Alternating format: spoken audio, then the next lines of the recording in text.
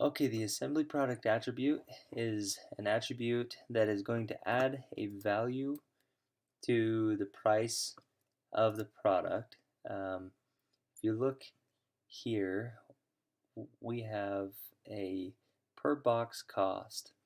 So the assembly attribute can either be hidden or shown depending on whether you're going to just by default assemble the cabinets for the customer or not. What is the cost, or what are you going to add to the value of the cabinet, to the price of the cabinet, to charge the customer for that assembly operation? So this per box cost is what that looks like, and there are instances where you would want to charge a little bit more. For example, a corner cabinet or one of those kinds of variables. So you'll set your default to whatever your standard or typical cabinet is. You can add as many rows as you want for different complexities of cabinets.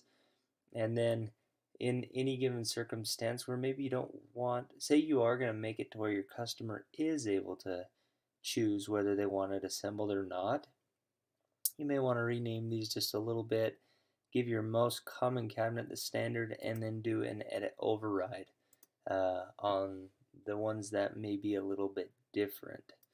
Um, if you come over to the product level and look at the pricing tab, scroll to the bottom, there is an assembly, and this is that field that it is adding. So that is the assembly product attribute.